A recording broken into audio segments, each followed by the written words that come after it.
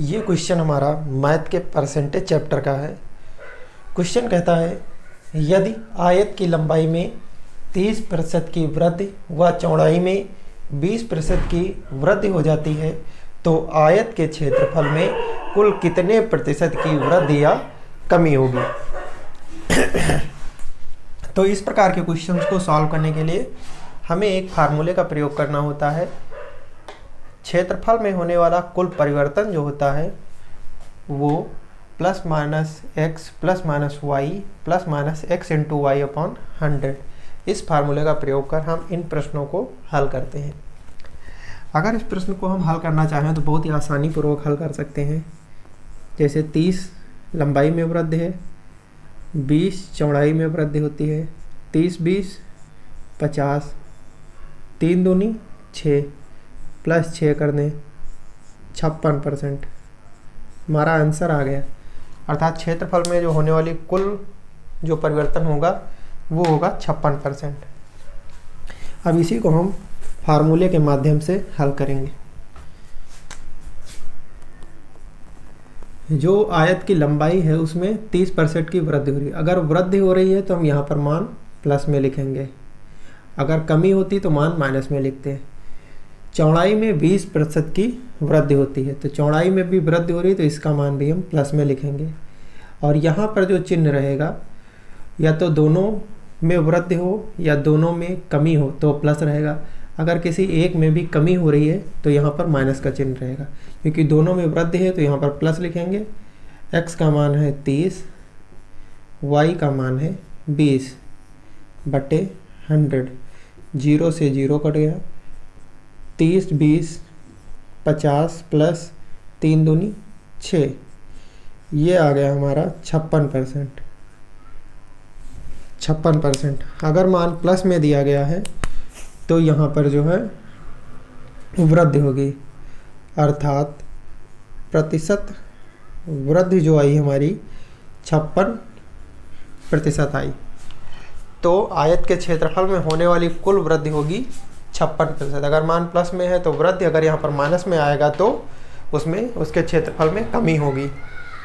तो अब आप इसका स्क्रीनशॉट ले लीजिए, फिर हम इसी पर आधारित एक दो प्रश्न और देखेंगे।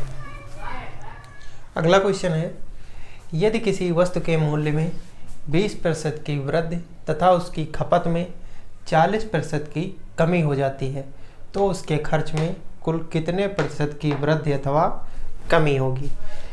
सेम तरीका हमें वही अपनाना है जो हमने पिछले क्वेश्चन में लगाया था। तरीका वही रहेगा। तो सबसे पहले हम लिखेंगे प्रतिशत, जो कुल परिवर्तन होगा मूल्य में कितनी 20% की वृद्धि होती है तो हम लिखेंगे प्लस 20, फिर उसकी खपत में 40% की कमी होती है, जब कमी होगी तो हम लिखेंगे माइनस में, और यहाँ पर भी माइनस का चिन्ह रहेगा क्योंकि एक में कमी हो रही है।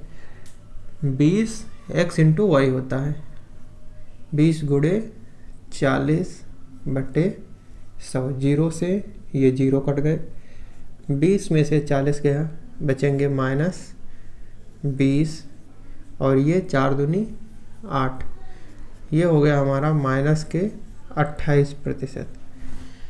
जब मान माइनस में आएगा तो वहाँ पर होगी मतलब कि हानि अर्थात कमी। तो प्रतिशत कमी आ गई हमारी 28%। तो जो कमी होगी वो माइनस 28% होगी, जो उसके खर्च में कुल माइनस उसके खर्च में 28% की कमी दर्ज की जाएगी। अगर यहाँ पर चिन्ह माइनस का आता है तो अर्थ कमी होगी, अगर चिन्ह प्लस का आता है तो वृद्धि होगी। अब आप इसका स्क्रीनशॉट ले सकते हैं, फिर हम अगले क्वेश्चन की तरफ बढ़ेंगे। अगला क्वेश्चन है यदि किसी वस्तु के मूल्य में 20% की वृद्धि तथा उसकी खपत में 5% की कमी हो जाती है तो उसके खर्च में कुल कितने प्रतिशत की वृद्धि अथवा कमी होगी। इस क्वेश्चन में भी हमें पैटर्न वही फॉलो करना है जो हमने पिछले क्वेश्चन में लगाया था। पैटर्न वही रहेगा, केवल जो है इसमें संख्याएं बदल जाएंगी। प्लस माइनस x होता है तो वस्तु के मूल्य में 20% की वृद्धि होती है तो यहाँ पर हम लिखेंगे प्लस के 20, और उसकी खपत में 5% की कमी होती है, तो यहाँ पर लिखेंगे -5। कमी हो रही है 1 में, तो यहाँ पर लिखेंगे माइनस और फिर x इंटू वाई, अर्थात 20 इंटू 5/100। 20 पंचे 100, 5 एकम 5, यहाँ पर 20, 5 और 1 हो जाएगा -6। 20 में से 6 गए, बचा 14, अर्थात 14, क्योंकि प्लस का मान आया है तो 14% की जो है वृद्धि होगी। अर्थात प्रतिशत वृद्धि जो होगी, प्रतिशत वृद्धि हमारी 14% की होगी। तो होने वाली वृद्धि क्या होगी? 14%। अब आप इसका स्क्रीनशॉट ले लीजिए, फिर हम अगले क्वेश्चन की तरफ बढ़ते हैं।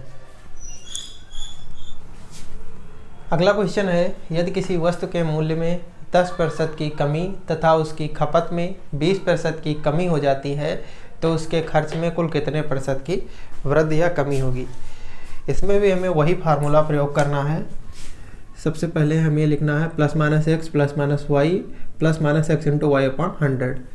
वस्तु के मूल्य में 10% की कमी होती है तो हम इसे माइनस में लिखेंगे, और उसकी खपत में 20% की कमी होती है तो इसको भी हम -20 लिखेंगे, और फिर दोनों में कमी हो रही है तो यहाँ पर चिन्ह रहेगा प्लस का। फिर x है हमारा 10, y है हमारा 20/100। 0 से 0 कट गया, 10 - 20 ये हो गया -30, ये हो गए प्लस के 2। -30 में से 2 जाएंगे, बचेगा -28। तो उसके खर्च में कुल मान जो है 28% की कमी दर्ज की जाएगी।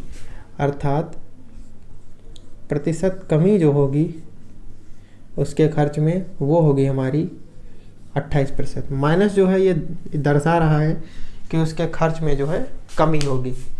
अगर प्लस होता तो वृद्धि होती, माइनस आ रहा तो मतलब कि कमी होगी। तो अब आप इसका स्क्रीनशॉट ले सकते हैं।